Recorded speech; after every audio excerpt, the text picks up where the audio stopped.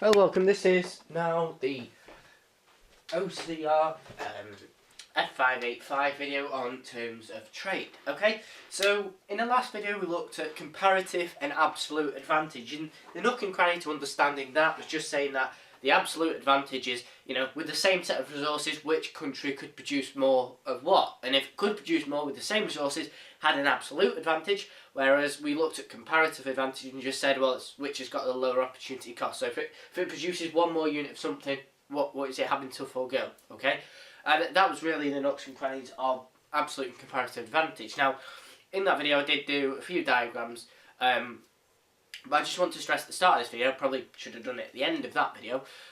You will never be asked a question such as in depth as the ones that I did in my video.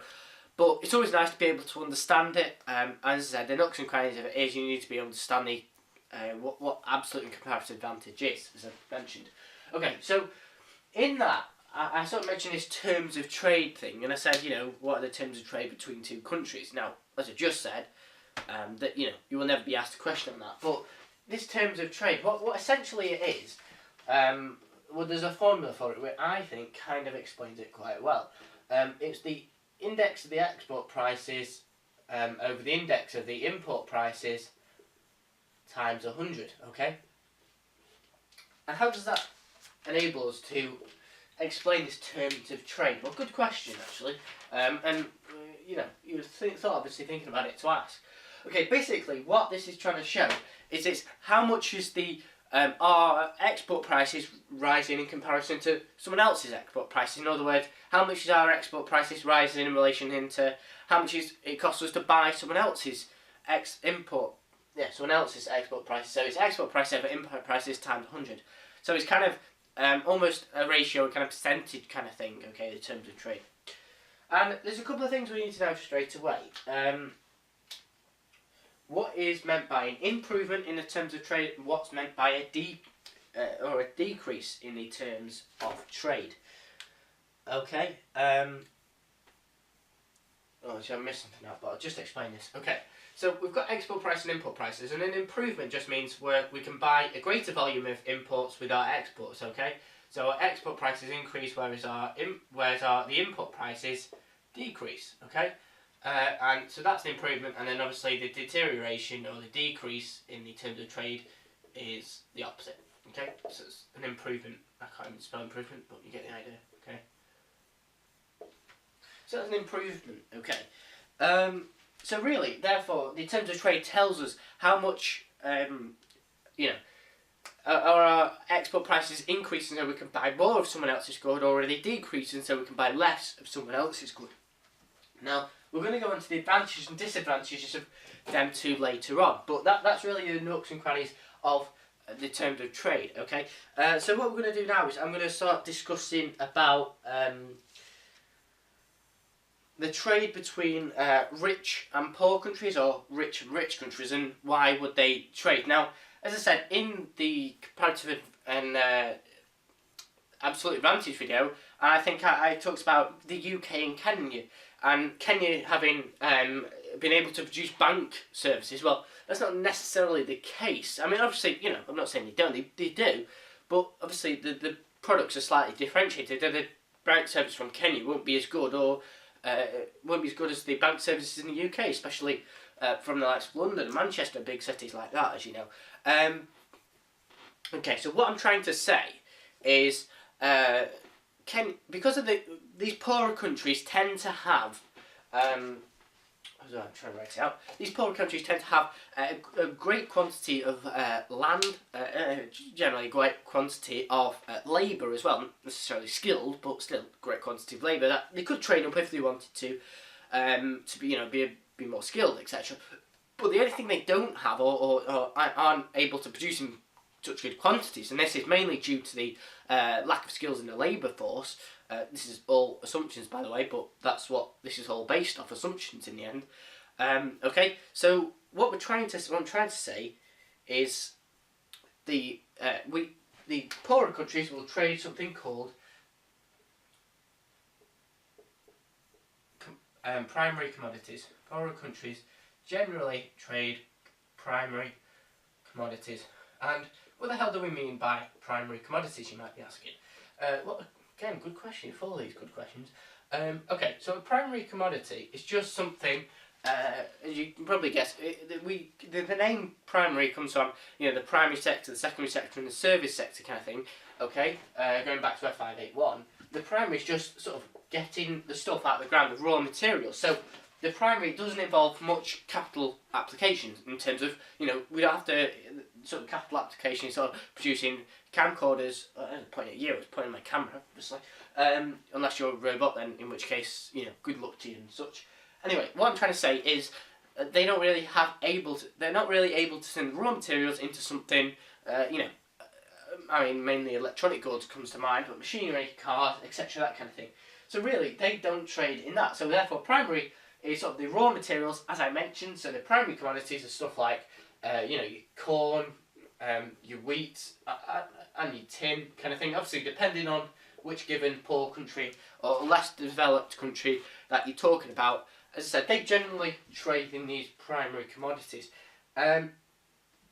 And the richer countries, obviously, they can trade in these primary commodities as well, but maybe they're, you know, not as resourceful in terms of they've not got the same resources as the poorer countries, and they generally trade in these secondary commodities, okay? And these secondary commodities are kind of your capital, that kind of thing, okay? So how does this impact on the terms of trade? So this is machinery, capital.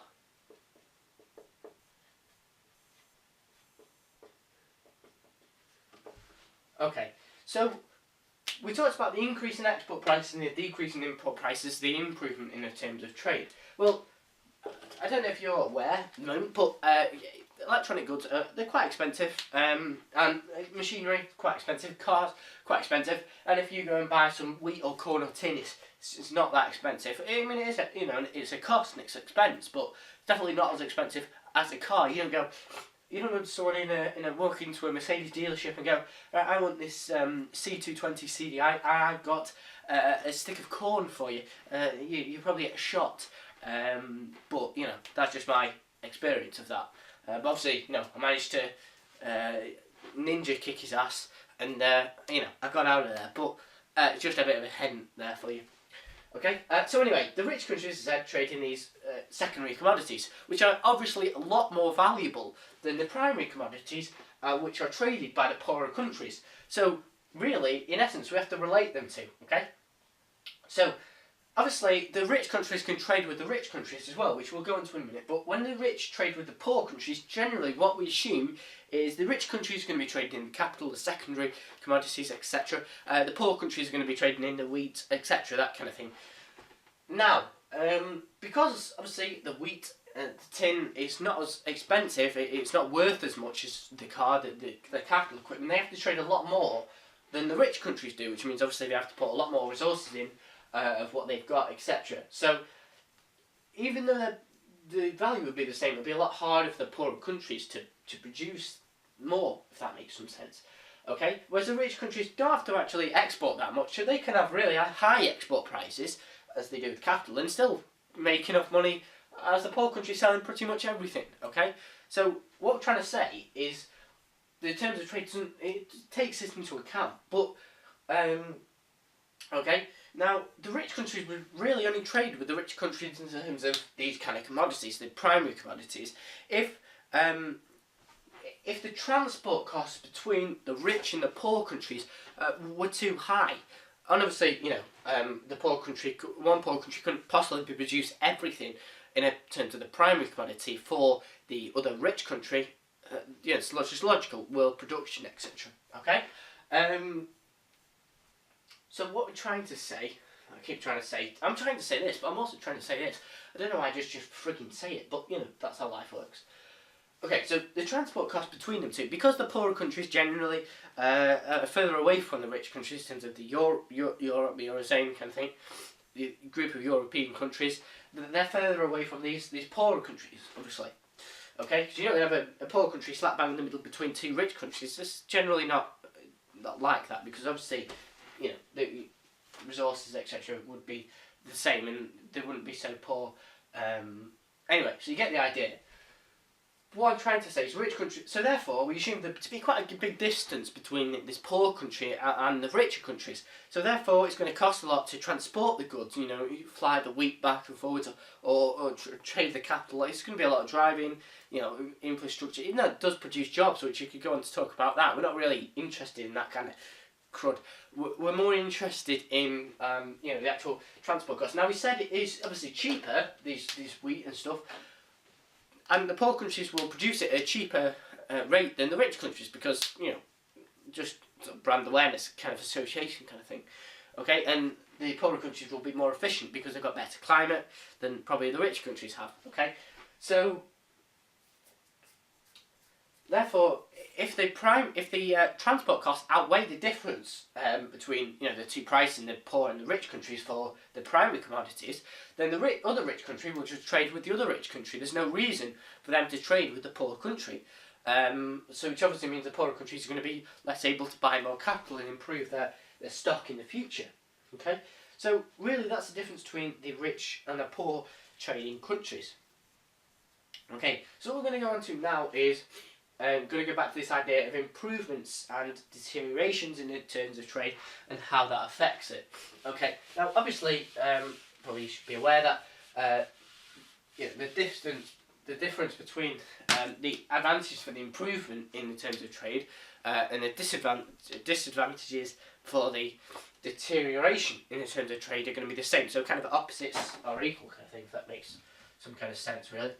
So I'm just going to do it for the improvements in the terms of trade.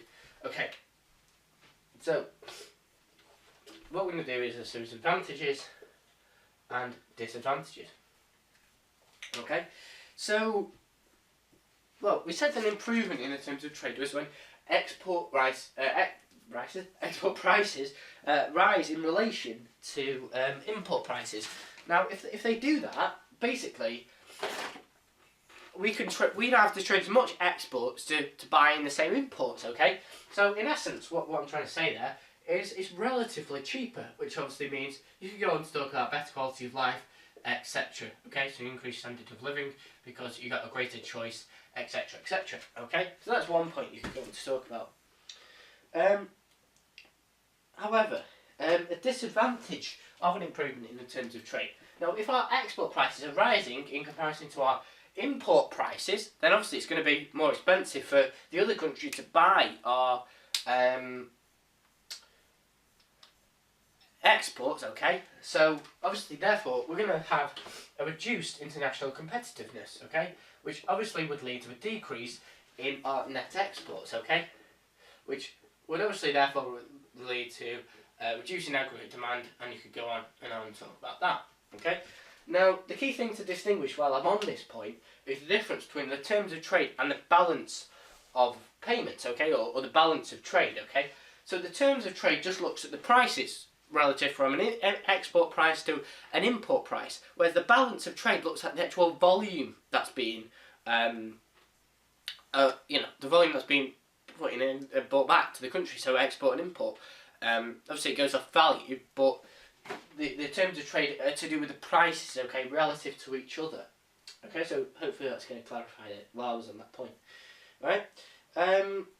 Now the advantage that's associated with this is, well, yes, it's very, very good. If our prices increase, then obviously law of demand states that demand is going to go down. But by what percentage? And to understand that, we have to relate back to F585. So you could actually turn the increase in prices into, well, it depends on the PED. You know, if the good is price inelastic, then the price is going to increase greater than the fall in quantity demanded, which would obviously suggest an increase in aggregate demand. Okay, so because obviously net exports goes off value as well, so you could say, okay, well, would that actually have an effect? And that would obviously show a valuation in your question. If you got a mark question said, you know, discuss the advantage, disadvantage of an improvement in the terms of trade. Okay, so you link them to, and it could show a bit of, you know, knowledge. Okay, the last disadvantage that I'm going to talk about, because you probably wouldn't get this as a 15 marker. I hope not anyway. Is it doesn't take into account differentiated products, because all we're looking at here is the prices. Take into account differentiated products. Okay, because obviously, you know, a car sold in the UK is obviously different to, sorry, I do apologise. It's obviously different to a car which is sold in Germany, for example. And because of the UK's perception that German cars are better, which I must point out they are certainly not. But you know, that's my opinion, and I could make this video 40 minutes long with arguing by myself about that. But really, what I'm trying to say is it doesn't take into account differentiated products, which means, yeah, they might be more expensive, but they just might prefer, the people in the economy might prefer the different products of another country. Now, this leads me on to a very nice sort of, if you're going to talk about this as a last point, okay, now we talked about the terms of trade, you know, export prices, import prices, but really, one country could export something that they are importing, okay? So, for example, automotive industry, you know, we export cars, MGs, and we import cars as well. So, really, it can be a two-way thing. It doesn't have to be just one way. But obviously, you know, just take a step back and think about that, and you probably would have just come to that conclusion anyway. Alright? So really, that's what the terms of trade is all about. Just to recap, it's just really about the prices of one country's exports relative to the imports it buys, okay? And obviously we went on to talk about the advantages, disadvantages, you can talk about the trade between the rich and poor countries and how that's affected, and mainly that's determined by transport costs, okay? Whether the rich would trade with the rich or the poor would trade with the rich. Okay, so when I say poor, it's just less developed countries. And then we went on to the advantages and disadvantages of an improvement in the terms of trade. Which we said the advantages were, you know, is the increase is relatively cheaper. Sorry, I probably should write the word cheaper below that, otherwise you go relatively what? Relatively cheaper to buy imports. Okay, so that increases our standard of living, etc. But it you know, it decreases our international competitiveness because our prices are increasing, which means our net exports will decrease therefore in aggregate demand, living standards, which you could argue against that. But therefore it does depend, well, what the price elasticity of our exports, okay? They may be increasing in price, but if you increase something in price, demand will fall, but by what amount? And if it's price inelastic, you could turn that into an advantage. Similarly, if it's price elastic, you could turn it back to being a disadvantage, obviously, because demand would fall by a greater percentage.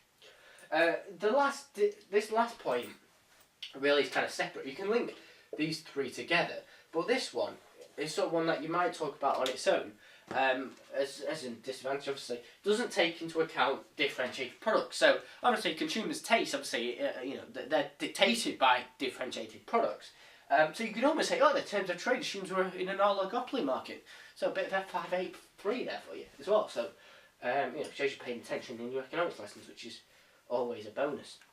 Okay, so really that's the terms of trade over and done with. Okay, the best thing to do about learning these is linking them together, because then you're learning just one point and you're learning 3 points through that. Okay, so that's what I do. But you know, it's just me. I'm a bit weird like that. So anyway, thanks for watching.